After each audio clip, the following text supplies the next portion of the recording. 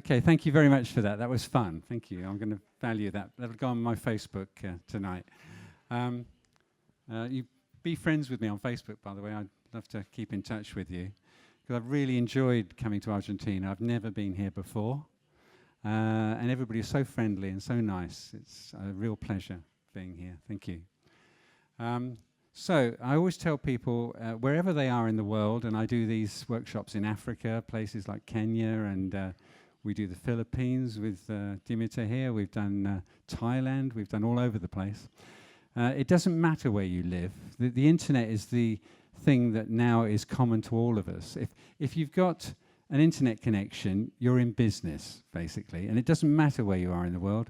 You know, at one time, if you wanted to be in the music business, you had to move to London or Nashville or Los Angeles, you know, one of the big music hubs if you wanted to make it. Now you can make it from anywhere. And there's plenty of examples of that. So I always tell people you need 4 things. You need a table and a chair. They're quite easy to get most places in the world.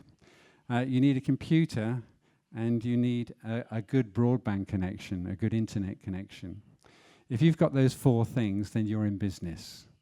And there's so much you can do. And you think, oh, you know, we're a long way from, you know, London or Los Angeles. It doesn't matter, right? You can do it from wherever you are. If you're out in the countryside in Argentina, you don't have to be in Buenos Aires. So we're moving from an unconnected world to a connected world. I think, is there 7 billion people in the world? I think 2 billion are connected. So most of the people in the world are still unconnected. But they're just about to launch a whole network of satellites. Google had a go at this a few years ago, and it didn't really work. But there's another company that they reckon they're going to put, I think, 30 or 40 satellites around the world, and we're all going to get very high-speed internet, and you know, in really remote places. I really hope that happens, because it will absolutely revolutionize the world. They found that if you get 10% more broadband penetration, a country will have 1.5% more GDP. That's gross domestic product.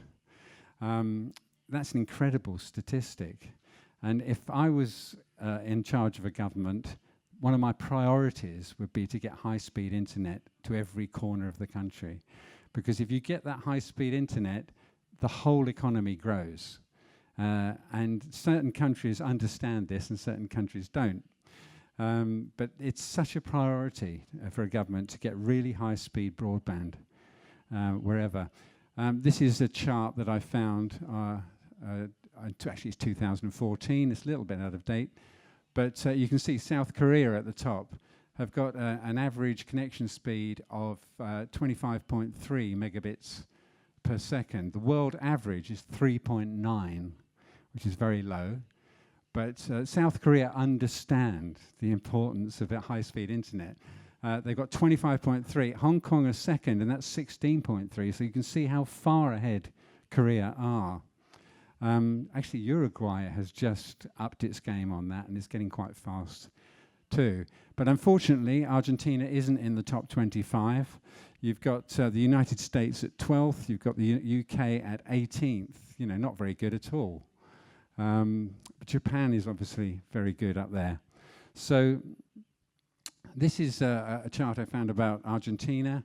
And apparently the cost of broadband here is very reasonable. It's one of the best value for money broadbands in South America, I think, is in Argentina. But you can see the average speed is 6.34. It's this blue one here. Uruguay is 22.58, which is fantastic. So I think it's great that it's less expensive here, but it would be great to get that faster. The faster the broadband, the more business a country does. It's as simple as that. And you can see Venezuela down here. Chile's doing quite well. Brazil's doing reasonably well. So everything is changing. We're moving from an ownership model to an access model. You know, we used to buy a CD and keep it in our collection, and it's vinyl as well, although the vinyl thing's coming back again.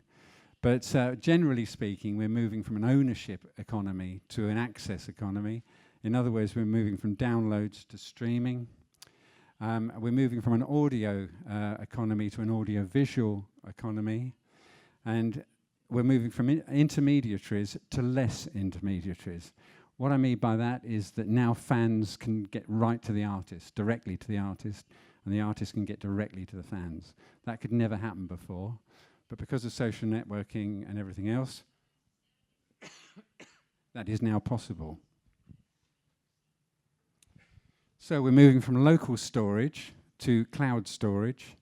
What do we mean by cloud storage? Well, cloud storage is huge cloud banks in California, basically, where all our information goes, if you're on iCloud or wherever.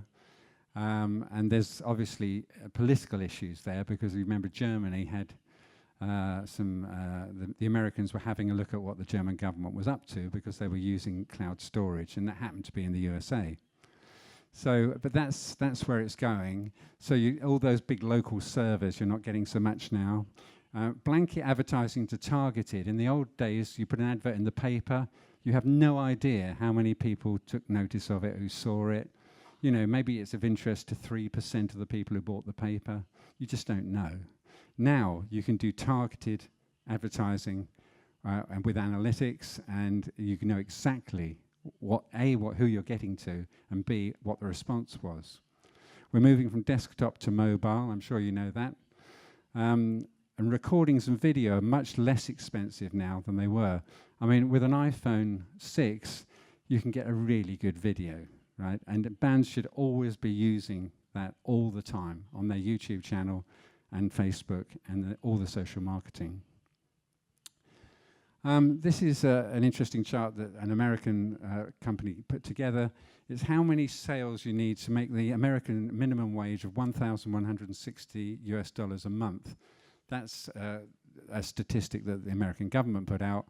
You know, that the minimum wage anybody should get in America is $1,160 a month. And how many CDs do you need to sell to achieve that? Well, if you make it yourself, you get the CDs pressed yourself and you sell them at gigs, you need to sell 143 CDs in a month to make that amount of money.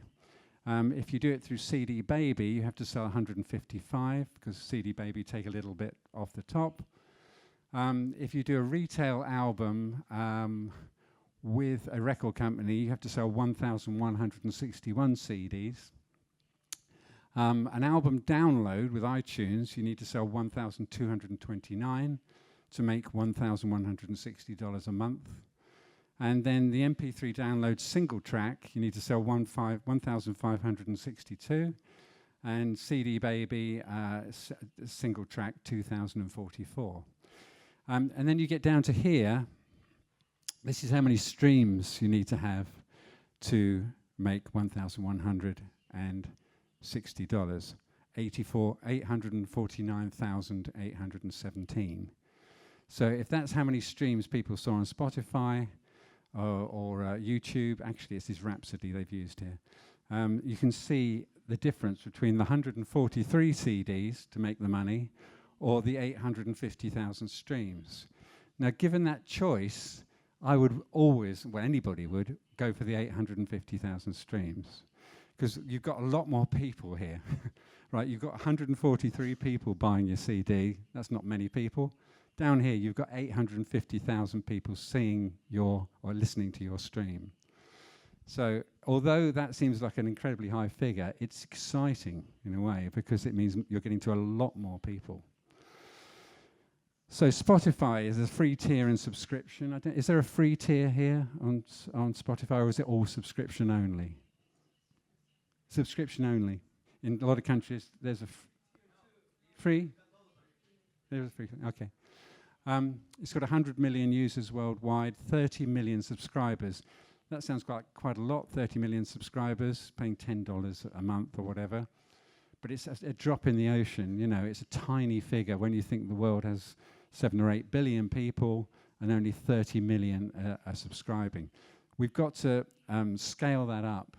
If we can scale that up by 10 times, the music industry would be in hugely good shape, and there'd be a huge amount of money being made. At the moment, we've got to somehow build that 30 million subscribers, not only on Spotify, but Deezer as well, etc., and Apple Music. so that we can really scale the whole thing up. And if we can do that, then we'll all be making tons of money. Apple Music has 13 million subscribers, but will it cannibalize iTunes and traditional radio?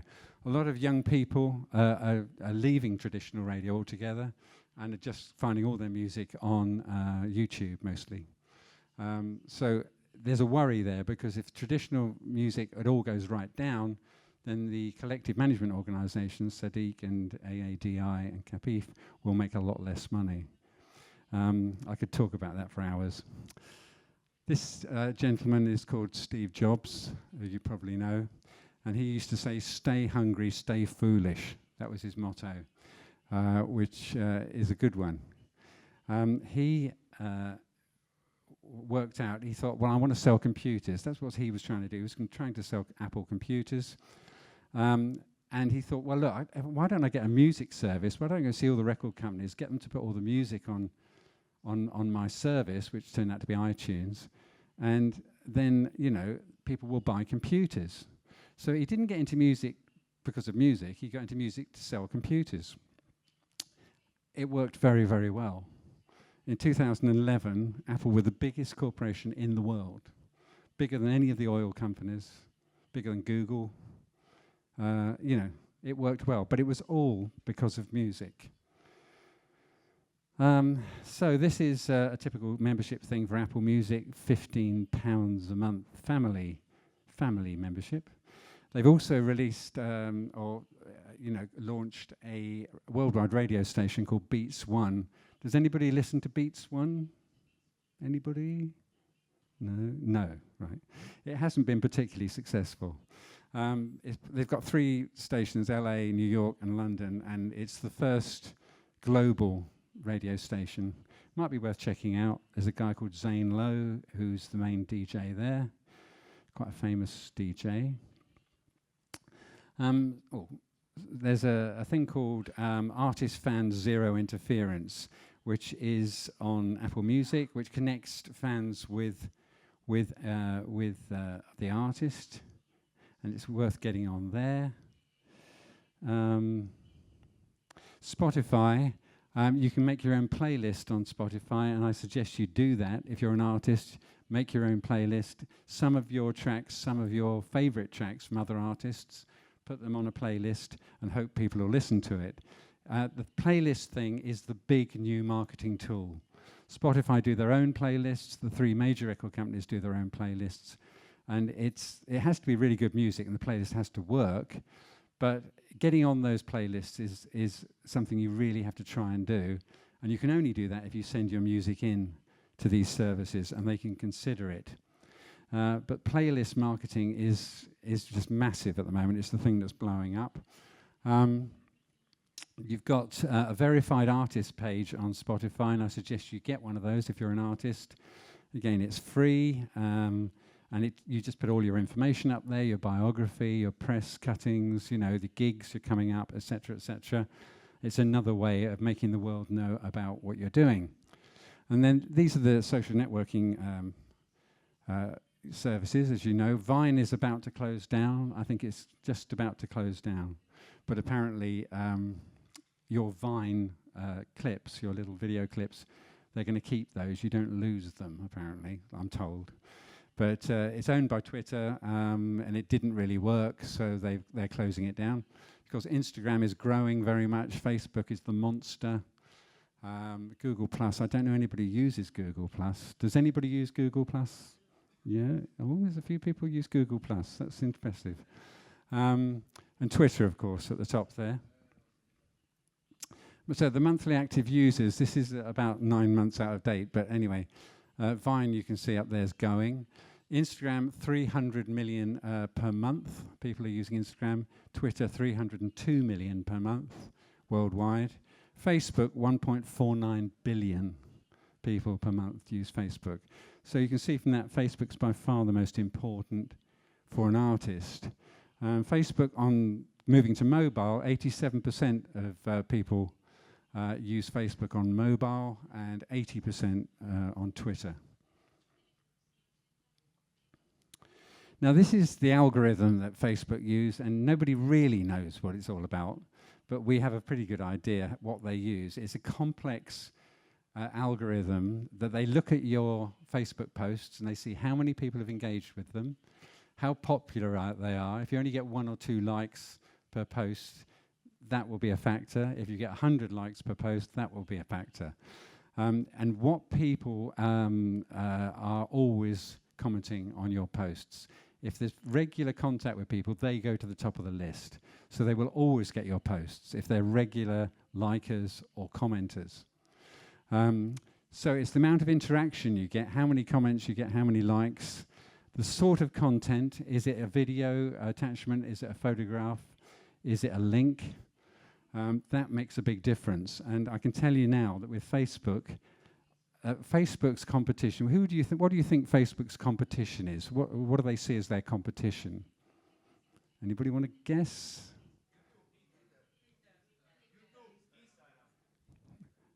Well, I can tell you it's YouTube. It's YouTube. I mean, Facebook have been looking at YouTube for a very long time, and they think, right, we're going to take them on.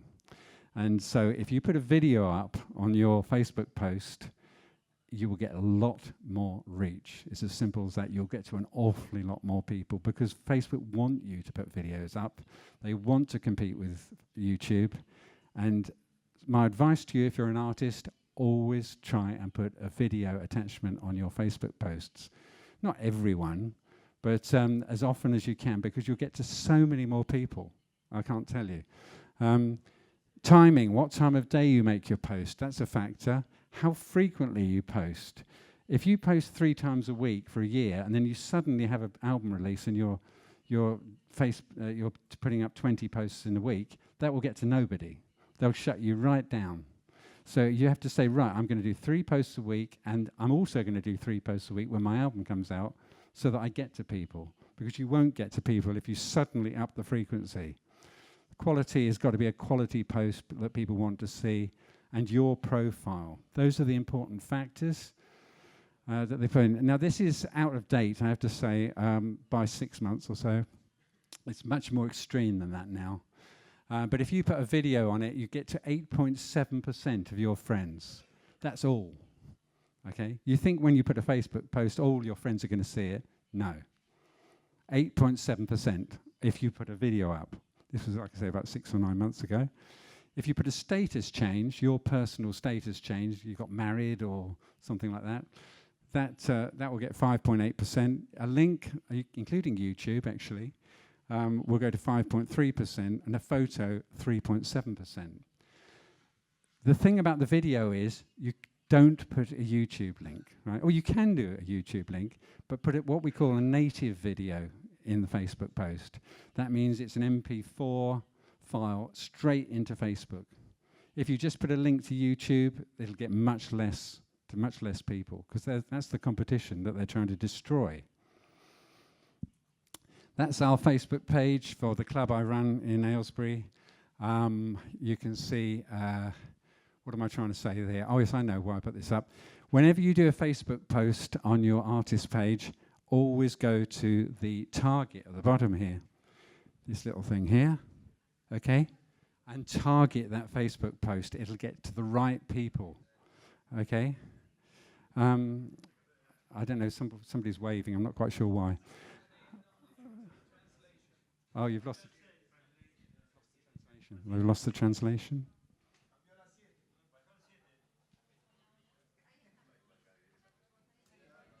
How are we doing? Have we got it back? Are we all right now? Okay. Yeah, as I was saying, this little cross here, every time you do a Facebook post, click that, right? And it'll come up and you can put a list of things you can target that Facebook post at. So if it was about David Bowie, for instance, which ours have been a lot, you'd put David Bowie, you'd probably put Iggy Pop, you'd probably put Lou Reed. You also put an area, you might say Buenos Aires, or you might say Argentina. Anything that you think a keyword, if you like, that will help that post. So never just do a post and just send it, okay? It doesn't cost anything to do this targeting, it's free. You can also pay, if you go boost post, you can pay money to get to more people, and that's what they want you to do, of course. But always go to this little target thing on every post and target it to, and keywords, you know, to people or places that you think are appropriate. This is after David Bowie died last January. Like I say, the club I've run is very associated with David Bowie. He played his world debut of Hunky Dory at my club. He played his world debut of Ziggy Stardust and the Spiders from Mars at our club. I was in the dressing room with him when he formed the Spiders from Mars in 1971. So we have a very, very big attachment to David Bowie. And if you'd like to pledge to our Kickstarter campaign, please do. But you can see this was organic reach here. This is organic reach. We got to 51,669 people on that, and most of it was organic. This is the light bit here is organic. I paid a little bit. I think I put $20 in or something here, and that's when it's the dark color. That's the paid bit. But you can see we got to most people unpaid, just organically. So that, and we got 295 shares. It's always the shares you're looking for. Likes are great, but it's the shares. If people share it, you're getting to a lot of people because you're getting to all their friends or a percentage of them. Now, this is the big new thing from Facebook, live streaming, okay? Make a note of this. They've just introduced live streaming. Now, if you announce a live stream and organize a live stream with Facebook, they will push it out to everybody on every friend you've got. So if you've got 3,000 friends, they will push it to those 3,000 friends. I don't know how long they're going to do this for. They've only just introduced it, but now is the time to do a live stream on Facebook.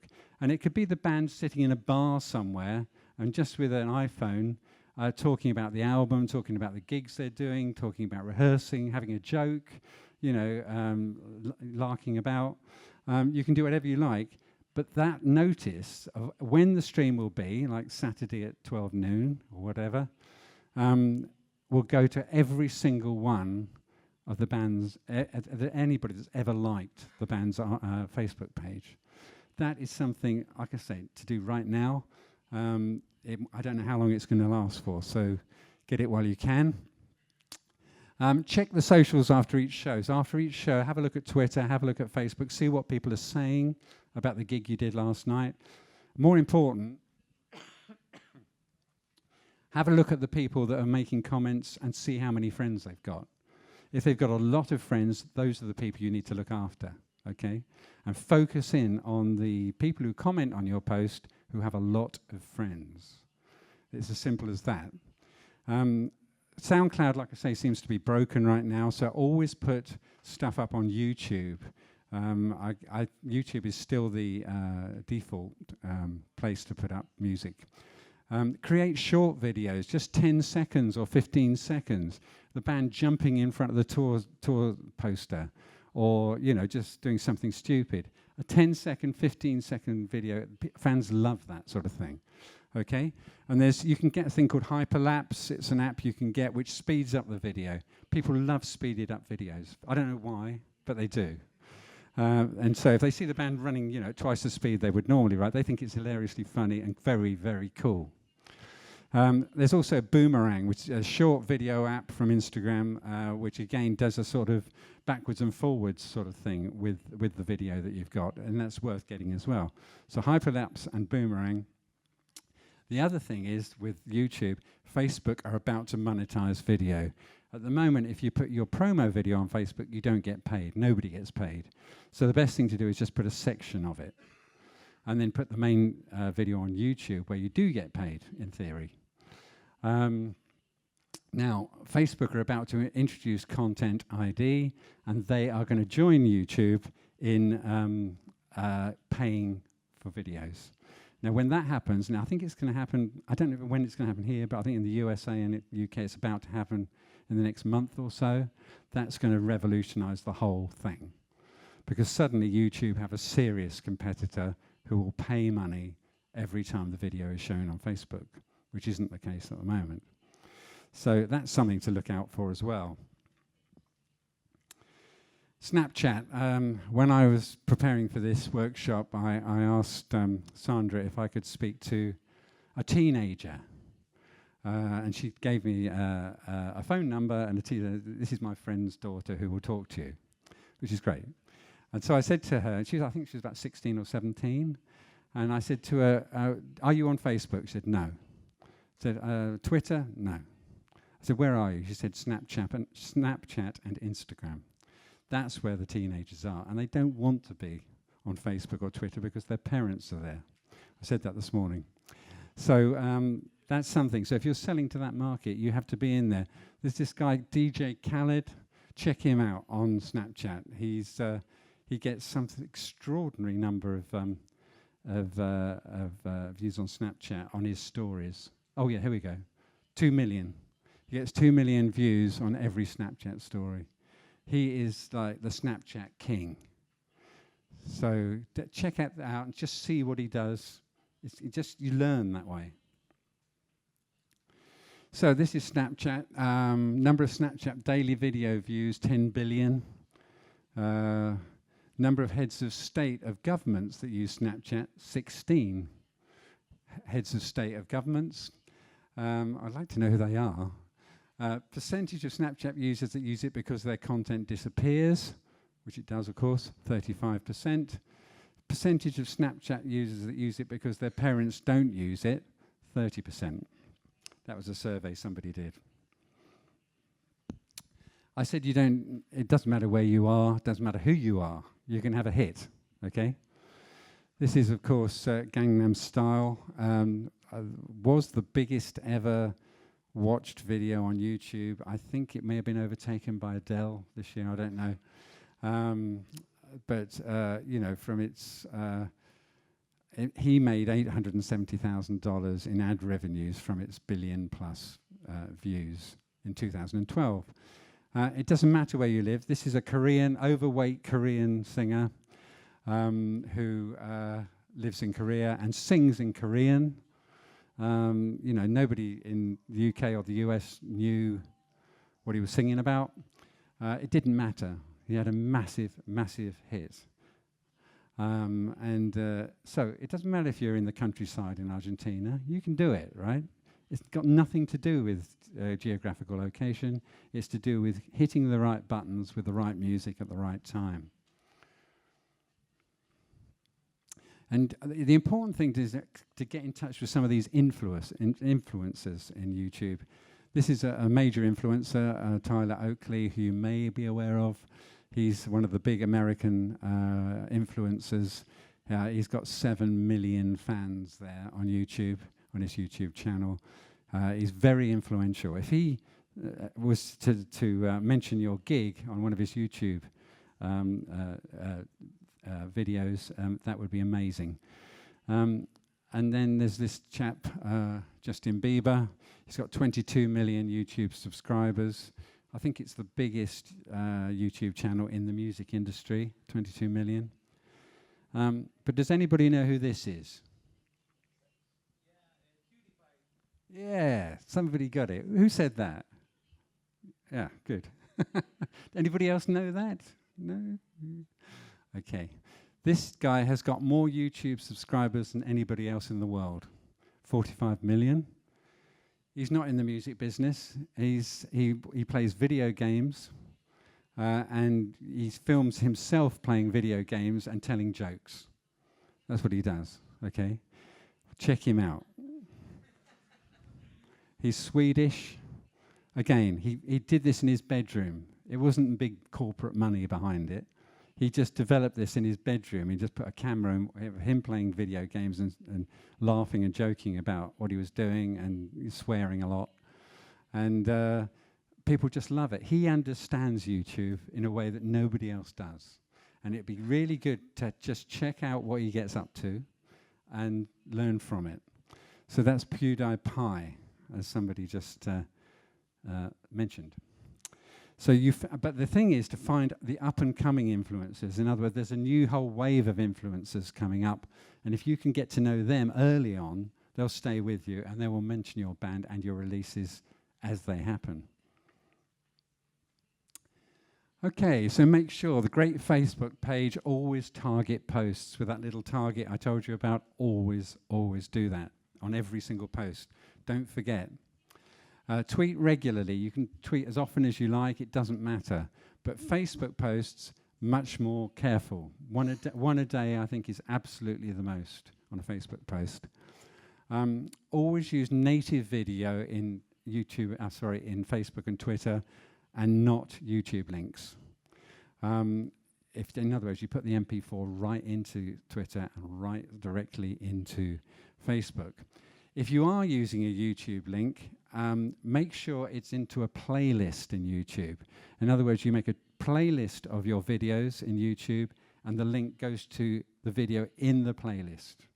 That means when they've stopped watching it, they'll go on to your next video, and then your next video.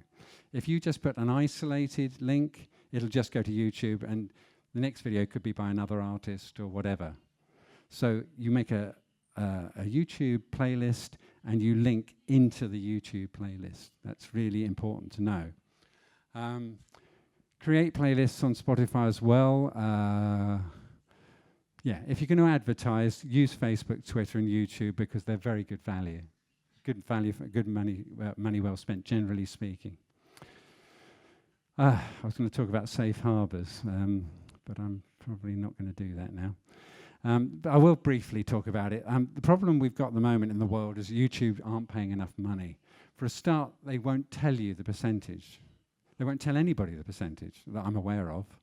And when did you last do business with someone where they didn't tell you what the deal was?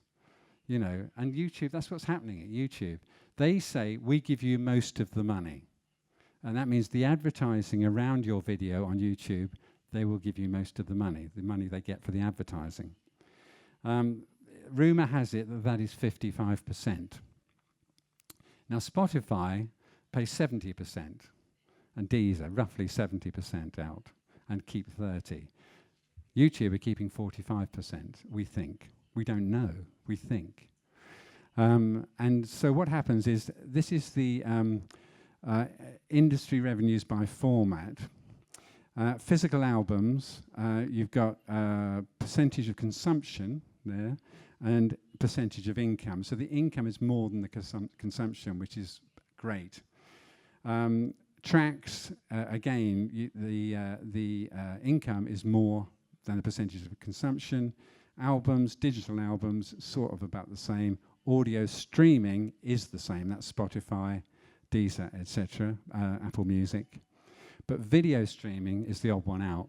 And you can see that the percentage of income is very low compared with this percentage of consumption. That's where our problem is. Because, you know, I don't know if people use pirate sites here in Argentina, but of course the big problem was Pirate Bay. They've sort of migrated from Pirate Bay to YouTube, which is a step in the right direction. That's definitely a positive. Some would say there's not much difference between Pirate Bay and YouTube. But I think there is, and it's a step in the right direction.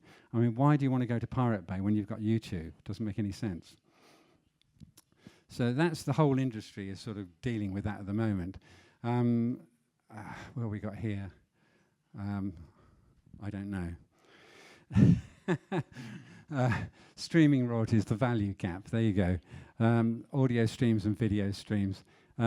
This yellow bit here is, you can hardly see it, it's 0.4%. This is the explosion in audio streaming has been accompanied by a corresponding rise royalties to labels and artists, but not on the YouTube side. So it's this thing called safe harbor that we're concerned about. In other words, they can put anything up on YouTube until they're told to take it down. With Spotify, they won't put anything up unless it's licensed or cleared.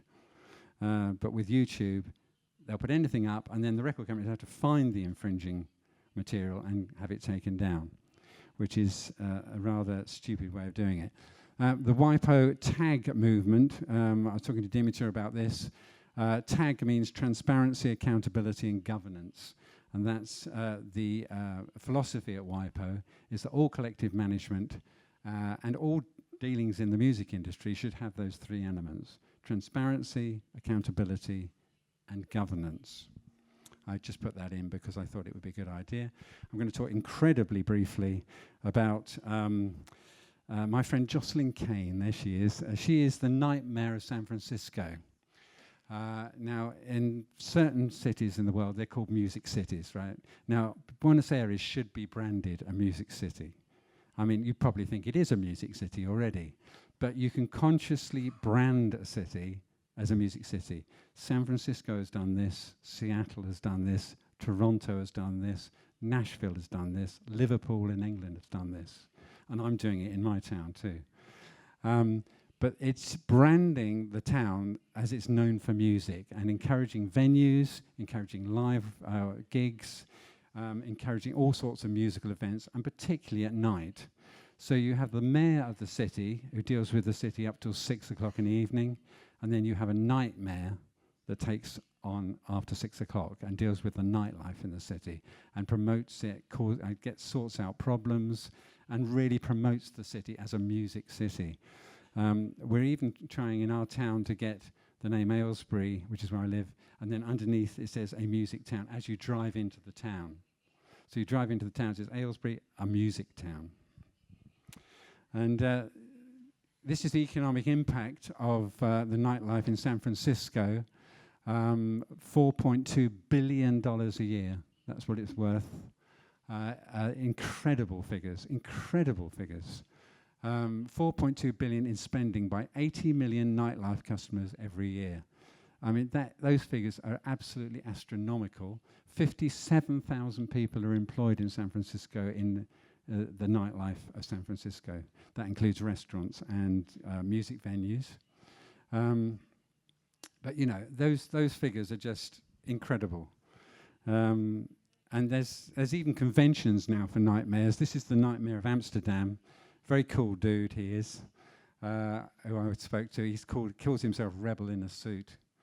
But he's promoting nightlife in Amsterdam. And there's even a summit there. Yeah, so this is the latest thing, big things. When you're doing posts and tweets, people love dogs, they love cats, right? You're getting, as an artist, tweeting about your dog or your cat and see how many people like it. You will be astonished. And, you know, if we're announcing a tour, I used to have a picture of my artist holding a dog or a cat. It has to be his cat or his dog. But, yeah, and people just love cats and dogs. That's a little tip. Baking is the other big thing, cooking and baking. You'd be amazed what you get on cooking and baking. Those are just, I mean, baking is the new rock and roll.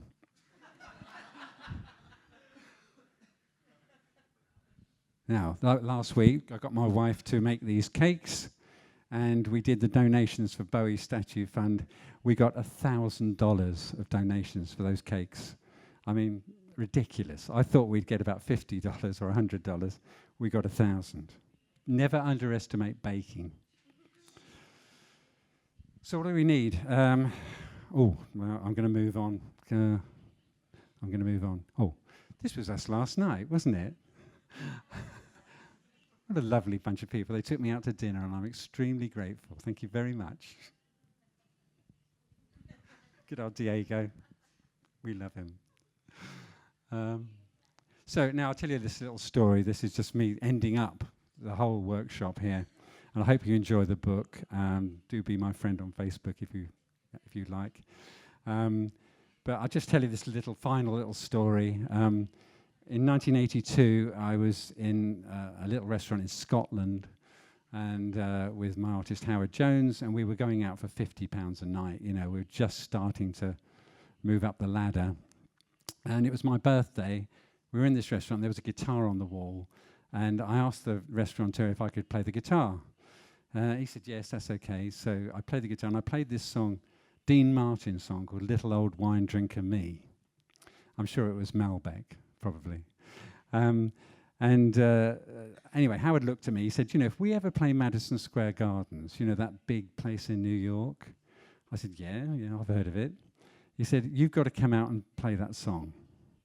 I said, oh, yeah, right. I'm sure we're going to play Madison Square Gardens. You know, we were playing to 100 people a night at the time. Anyway, time went on. 7 years later, we're playing Madison Square Gardens as a headliner. And now I remembered this night in Scotland, but I was hoping he'd forgotten it. But he hadn't. 3 weeks before, he said, do you remember that night in Scotland? And you came out and played that song, and I said, if we play Madison Square Gardens, you're going to have to come out and play it. I said, yeah, I do. So he said, well, you better do that then. So I went out and bought a guitar. I bought this red guitar in Los Angeles, and it was obviously in New York. Learned the song, and I've got a video of it, and I could show you. Now, yesterday I told you that all people in the music business like me are failed musicians. This is the proof of it, right? This is why I'm not a musician, because it's not good. The guitar's not really in tune. I mean, Dimitar said, you should have tuned the guitar before you did this. But this is me playing a song in front of 17,000 people in New York at the Madison Square Garden. It's a very bad video. But there's one frame at the end where you can see the audience, right? One frame at the end, so just look out for that. Don't blink. And afterwards, 2 girls came up to me and said, could they have my autograph? And I said, no. I said, you got it all wrong. This was a joke. It was a joke. You know. They said, oh, you sound like Neil Young. I said, okay, so this is my last farewell. Please don't hold this against me.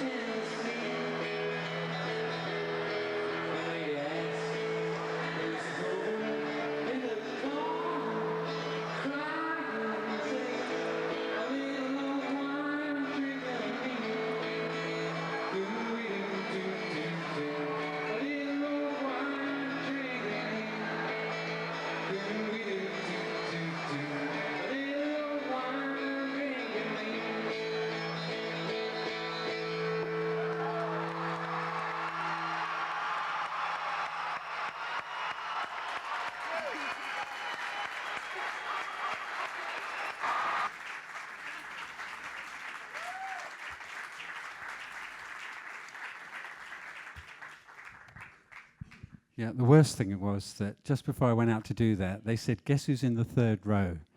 I said, I don't know. They said, Tony Bennett.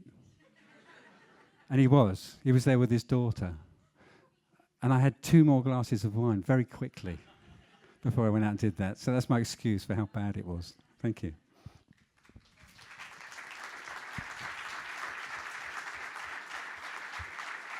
Hola, buenas tardes. Bueno, mi nombre es Jorge Sadi y vamos a hablar en un poco lo que queda de tiempo del tema de la distribución. Yo voy a ir hablando y no me va a molestar que me interrumpan porque el negocio es bastante complejo o las ramificaciones que tiene. Y por ahí, bueno, no va a haber mucho tiempo de desarrollar algunos puntos, pero vamos a empezar.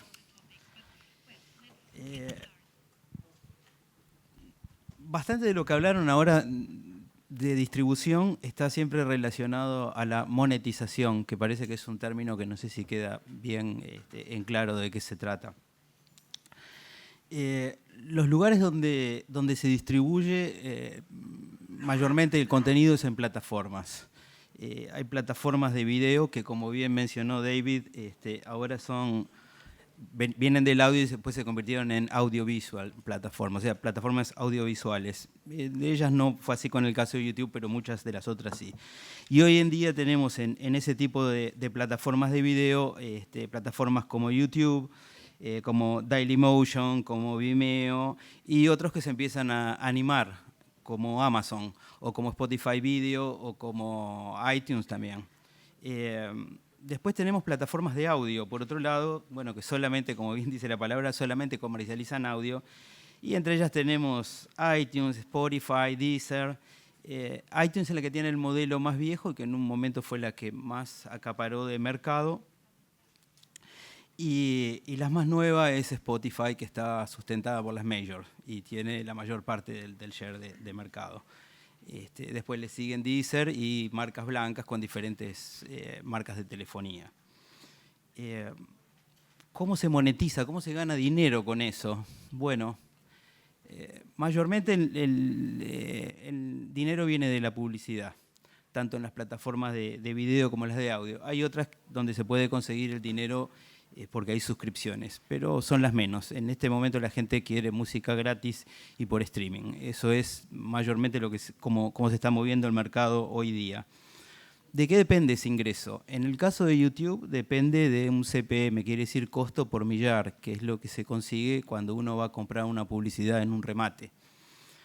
¿Por qué varía mucho y por qué no se puede hablar de cuánto se va a ganar en X cantidad de streaming? Porque si está basado en la publicidad del negocio, no es lo mismo que el contenido de ustedes se vea en Nueva York a las 7 de la tarde, que es un premium time, que cuesta cualquier dinero, a que se vea a las 4 de la mañana en Tandil. Es bien clara la diferencia. Entonces, por eso es muy difícil asegurar cuánto se va a cobrar por un video. Eso en el caso de YouTube. En el caso de Spotify, juntan todas las publicidades y hacen como si fuese un gran pool, juntan todo eso y de acuerdo a la cantidad de escuchas que tuvo, te dan una parte del mercado y con eso van pagando.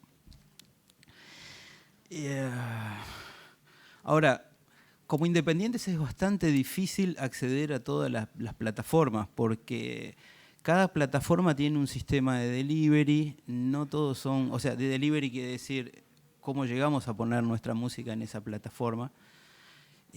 Algunos tienen unos ciertos estándares como son el DDX, otros, el DDX es un montón de datos puestos en un archivo, lo mismo que los XML que tienen un montón de metadata desde el nombre del archivo, la duración, el género, quién es el autor, quién es el dueño de eso. Y bueno, y también está el problema de cómo controlo lo que me están diciendo, si es verdad, cómo puedo procesar esa información y cómo lo cobro, por qué mecanismo, que es otro gravísimo problema. Hay que tener una cuenta afuera, lo hago por PayPal, PayPal cobra mucho, el banco hay que tener después un contador, empieza todo otro problema. Y bueno, esas cosas hoy en día las solucionan en parte los agregadores, porque en realidad hay que presentar facturas o hacer cosas vía PayPal. Cada vez es un poco más difícil esto. Por supuesto que la idea de la distribución es estar en la mayor cantidad de lugares posibles. Eso aumentaría nuestras chances. Pero bien hay unos puntos que son más importantes. Como bien dijo David, hay que concentrarse en unos pocos lugares. Él dio ciertos ejemplos. Yo diría lo mismo con las plataformas. Y hay que entender sobre todo en qué lugares nos puede convenir. A ver, ¿qué digo esto de las plataformas? Porque tiene un costo mandar, un costo de ancho de banda. Nosotros usamos lo mismo que estaba diciendo David, bien un estándar, lo guardamos en la nube y desde ahí se van disparando a las diferentes plataformas. Ahora, si yo pongo más plataformas voy a tener más costos. Y si yo pongo, por ejemplo, una plataforma en Corea, todo el mundo dice, qué bueno, Corea tiene conectividad y todo, pero ¿tendría sentido poner una música mía rock en español o una milonga ahí? No la va a ver nadie, esa es la verdad. Yo he hablado con gente de las plataformas coreanas y el mercado latino es muy chico para ellos. ¿Qué es indispensable en todo este? No sé si hay alguien que quiera preguntar algo en este punto porque voy a pasar un poco a... Si hay alguna pregunta, Eduardo, te pido el micrófono.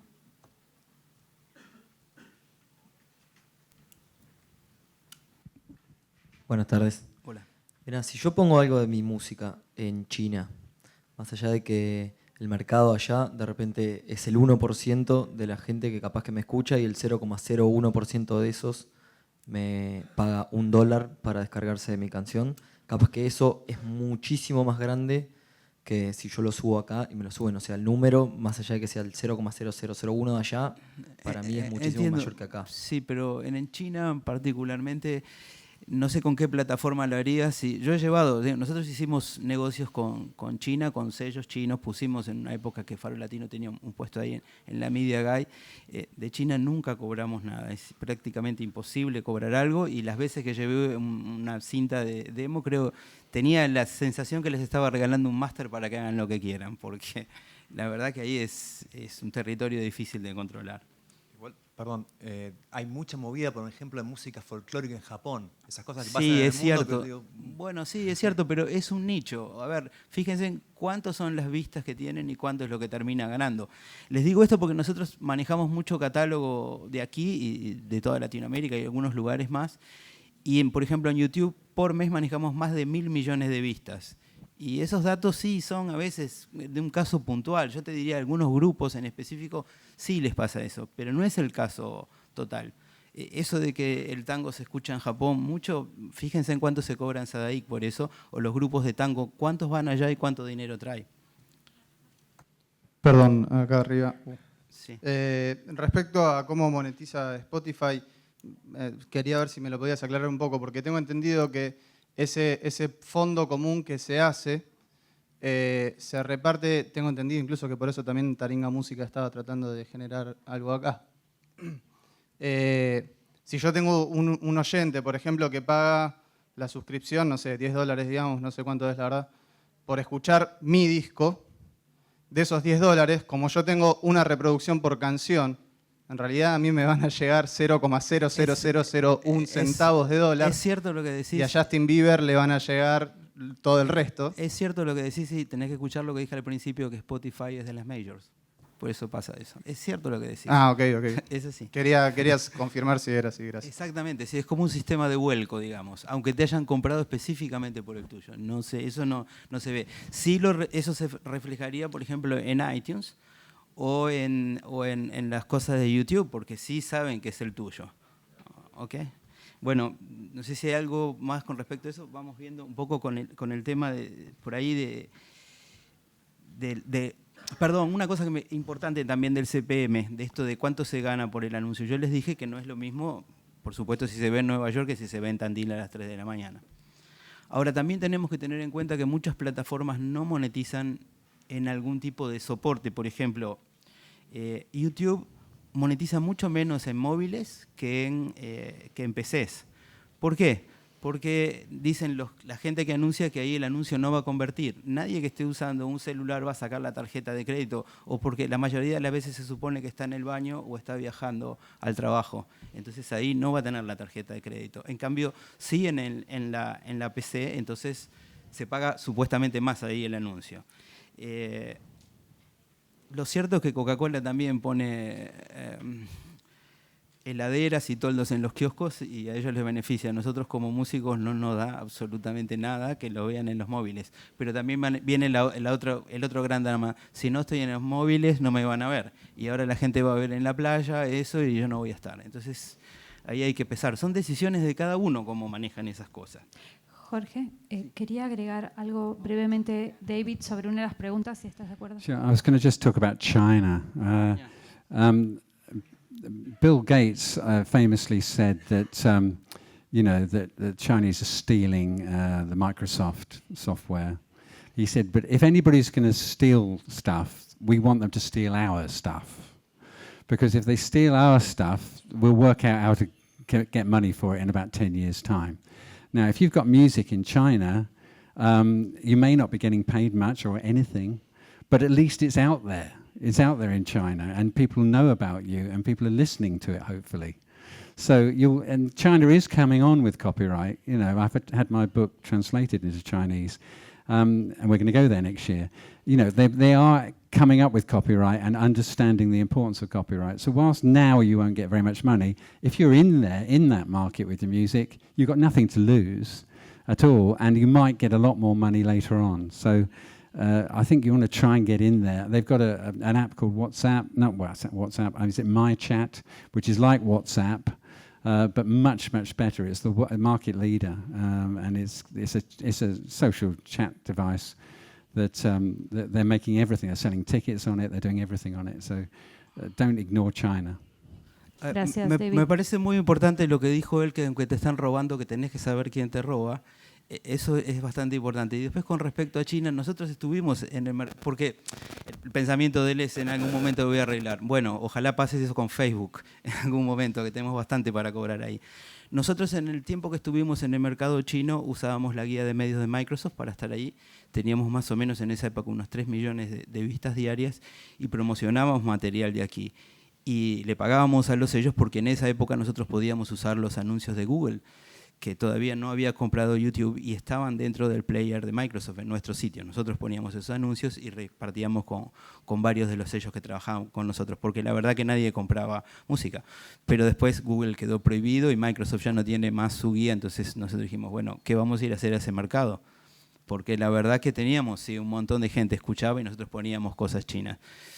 Pero si no tienen ahí un buen socio, no camina. Y ahí el socio es el Estado. A nosotros nos costó mucho también el permiso para operar en el ciberespacio. Fíjense que Google no lo dejan. Nosotros tenemos permiso para trabajar ahí, pero en realidad en este momento no vemos un negocio o no tengo tiempo para dedicarle a eso. Marketing, después, para mí es una de las cosas más importantes hoy día, y sobre todo entender cómo funciona para saber qué voy a hacer con mi música. Una de las cosas más importantes es la lectura de los datos estadísticos. Eso tienen que aprender. A veces es un poco difícil para los músicos decir, uy, tengo que mirar esto. Pero ahí es donde van a entender realmente para dónde va la cosa. Quién los está viendo, en qué edades, en qué lugares. Después, hoy hablaron durante la charla de David de Google Plus, y no mucha gente sabe que tener una página de Google Plus es imperativo, aunque no sirve para nada en lo social. Pero sí sirve mucho, nuestra empresa que trabaja con Google sabe esto de adentro, para lo que es rankear en el buscador. Ustedes todos buscan en Google, no buscan nadie más en Altavista, en cosas de hace 10 años atrás. Es más, nadie busca, googlea, es una locura infernal, pero la gente googlea. Entonces, si ustedes tienen una página de Google Plus, van a salir antes el resultado de ustedes. No si tienen una. Google Plus es una red social, es la que salió como competencia de Facebook. Esas Plus, en inglés son los, ellos ponen perdón, pero son, así se conoce. Entonces es importante, aunque no socialmente no se va a mover como otras cosas, pero sí estructuralmente para lo que tiene que ver con lo que busca el buscador. Eso se llama, las siglas en inglés es SEO, que sería como un optimizador de buscadores, quiere decir la traducción de esa sigla. Y fíjense también que Google, después de los resultados de Google, aparecen los resultados de YouTube. No porque es democrático, dicen, estos son los resultados que se ven más. Pero YouTube también es de Google, por eso es muy, muy importante que tengan eso funcionando. Ya les digo, y mantenerlo, sobre todo, que también las recomendaciones que hizo David sobre mantener las redes son fundamentales. Después, hay que tener una página en Facebook. Bueno, yo personalmente no tengo, porque no, ya sería una locura, y como no gano nada, me da cosa tenerlo. Ojo lo que ponen en Facebook, porque si leen las condiciones, Facebook es el dueño de lo que ustedes suben después. O sea, que esto quiere decir, ustedes suben una foto de ustedes y Facebook después la pone con esto al costado y hace una publicidad y perdieron. Lo mismo va a pasar con el audio.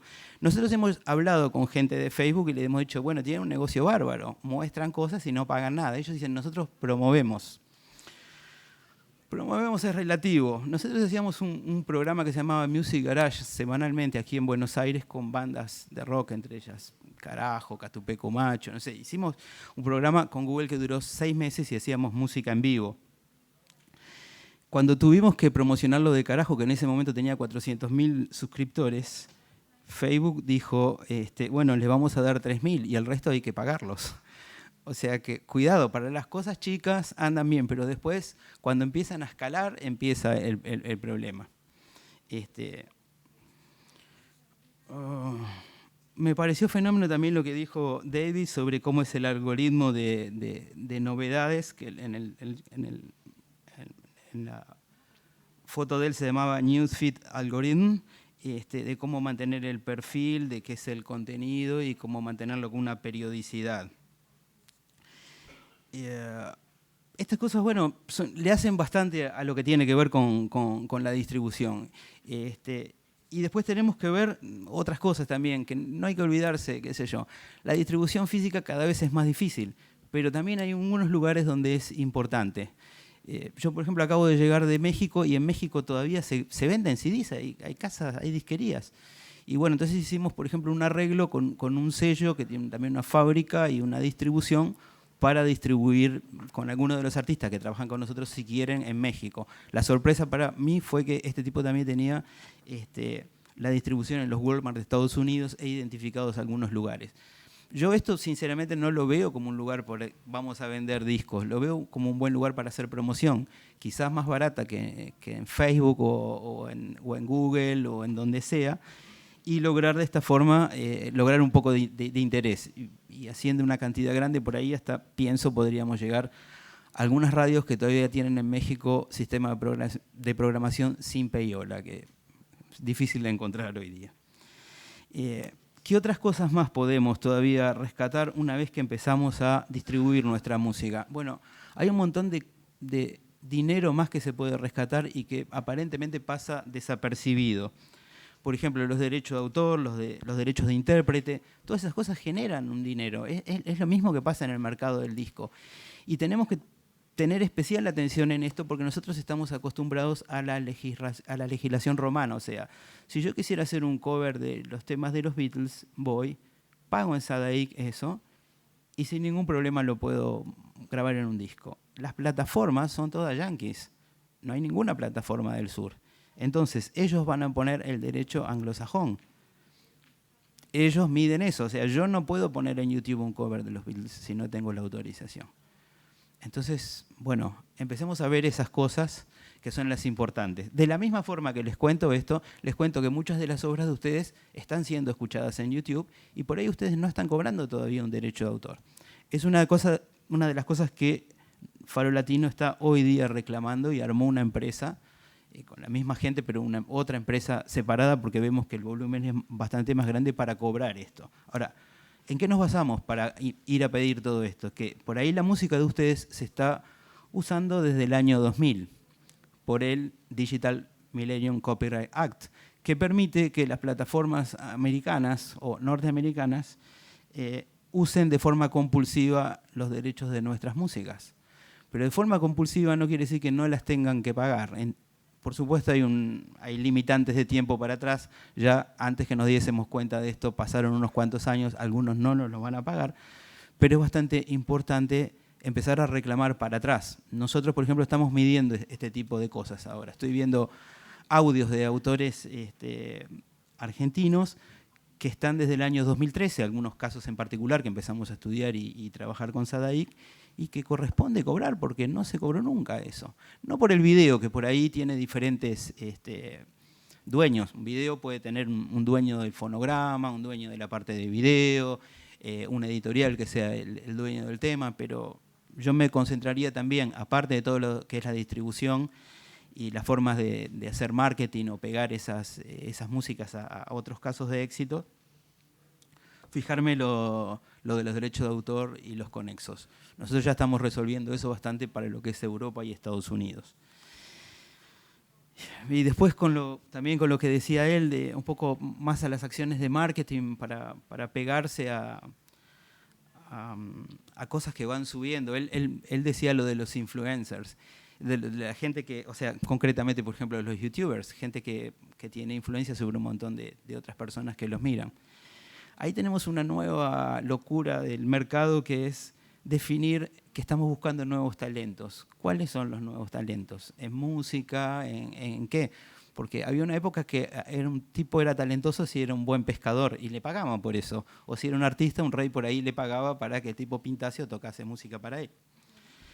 Hoy día ya no nos pagan por eso, como bien decía en el panel anterior Sebastián, parece que como te gusta hacerlo lo vas a tener que hacer gratis.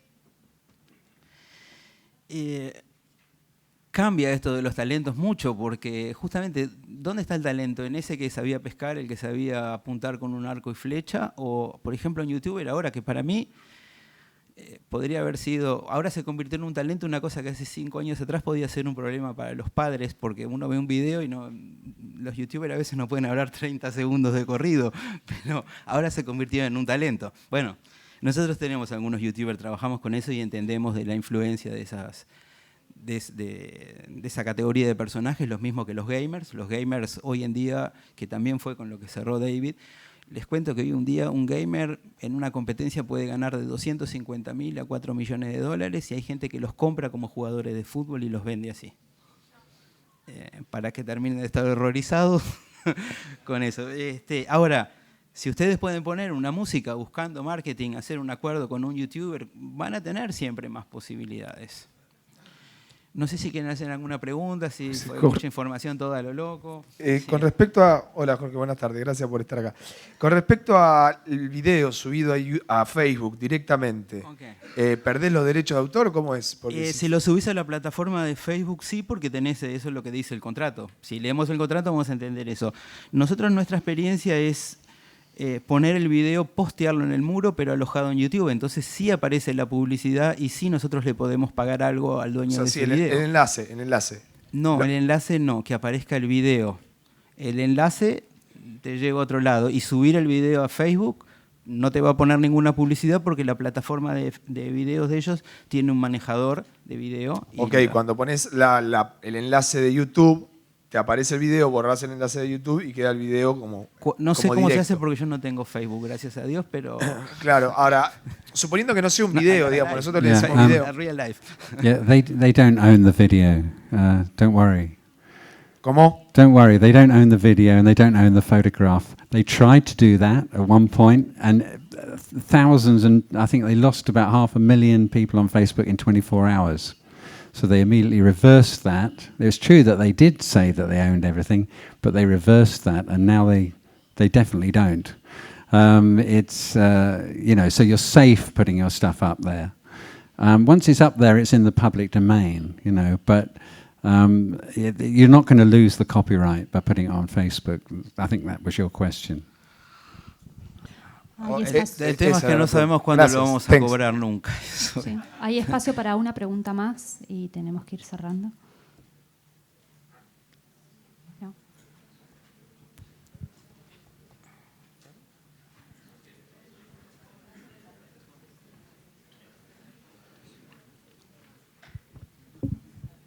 Hola, ¿qué tal? Te hago una consulta que hace un rato la charlaba afuera. Hace años atrás, cuando uno aparecía filmado en televisión, digamos.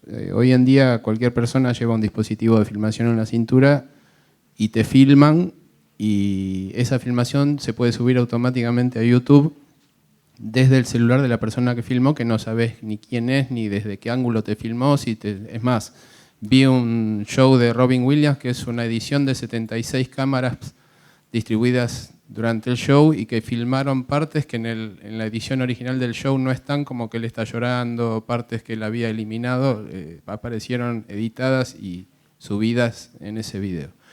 Mi pregunta es, ¿se analiza la forma de ver, no sé si a futuro o a corto plazo, cómo manejar o regular el hecho de que una plataforma como YouTube difunda filmaciones tuyas, donde los temas, de hecho, uno puede decir, bueno, a mí me sirve que mucha gente los esté viendo y se difunda, pero, digamos, YouTube lo está usando en cierta manera. El que lo subió, quizás sin ningún rédito personal. A vos te sirve como difusión, pero YouTube lo está usando y vos no tenés forma ni de controlar cuántas subidas hubo, ni quién lo subió, ni cobrar, ni nada. Entonces digo, es una especie de difusión de tu material y hasta de tu imagen, porque antes decían que en Spotify vos tenés como más cobros que en YouTube, que tenés no solo audio, sino audio e imagen. Y en realidad tampoco podés controlar esas imágenes subidas por un tercero, quién las subió, cuánto tiempo duran, porque a veces ni te etiquetan, o a mí me pasó que me etiquetaron mal con otro nombre, entonces ni siquiera me sirve y la filmación está. Esa es la pregunta, no sé si se entiende. Bueno, sí, entiendo toda la situación.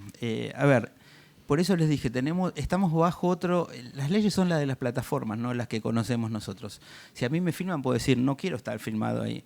YouTube te dice, usted no es el dueño de su propia imagen, porque no, la imagen parece que no pertenece. Sin embargo, si soy un jugador de fútbol, sí pertenece mi imagen. Es medio loco eso y es muy conveniente para ellos. Nosotros manejábamos la imagen de Maradona y una vez pasó un problema así, de que un tipo lo filmó haciendo jueguito en un aeropuerto. Entonces nosotros dijimos, ese video donde aparece la imagen de Maradona, es Maradona, ¿no? No, eso lo filmó un usuario, es una cuestión del usuario. ¿Cómo es una cuestión del usuario? Entonces le digo, entonces yo me voy a poner una cabeza de Pato Donald y reproduzco todo Disney. En ese momento Disney va a venir congelado y me va a ahorcar. Es así de fácil. Pero como Disney es primo de YouTube, va a decir, que suban lo de Maradona, pero lo mío no. Eso funciona así brutalmente y hemos tenido problemas de eso. Y la única forma de eliminar ese video es que vos pongas tus documentos y digas, ese video es mío, yo no quiero estar ahí. Es un proceso legal. Lo mismo que te hace Facebook, que también te dice, si no querés que esté tu contenido acá, lo bajamos, pero escribime. Entonces, yo tengo que trabajar de policía de mi propia cosa para que ellos sean legales. Es una verdadera locura. Pero entiendo, sí, lo que decís es así. Tu imagen, según las leyes de ellos, incluso no es tuya porque la toma la hizo otra persona. Este mismo problema nosotros lo tenemos con todos nuestros socios de contenido. Por ejemplo, los grupos de rock. La gente va al estadio y lo filma. Ahora, pagó para entrar al estadio. Yo le estoy diciendo a YouTube que está prohibido. Nosotros decimos, los grupos, los que actúan, dicen que está prohibido filmar o grabar. Eso es lógico en cualquier espectáculo, no es el productor. Sin embargo, una plataforma como YouTube o Facebook admite como que vos sos el dueño de esa grabación. Y la única forma que tenés de voltear eso es por los derechos de autor, como editorial, o si vos estuvieses grabando ese evento, que es lo que digo yo. O sea, yo soy el artista, yo lo grabo y tengo la potestad de ponerlo en YouTube y bloquearlo, porque puede ser que yo no quiera que ese show en vivo salga, porque no es o bueno para mi carrera o porque estoy vendiendo un disco que tiene los mismos temas. De la misma forma también, de acuerdo a las cosas que pasan en el mercado, nosotros cuando está por salir un audio, tomamos, hacemos las huellas y lo bloqueamos eso, para que la gente que lo compra no lo pueda subir. Y eso hace que el artista pueda vender los discos. En el momento que pasan 15 días, que ya decae, ahí invertimos la carga, entonces sí dejamos subir. Pero al tener la huella identificamos toda la gente que está subiendo y cobramos por ese audio. Lo mismo con los videos oficiales.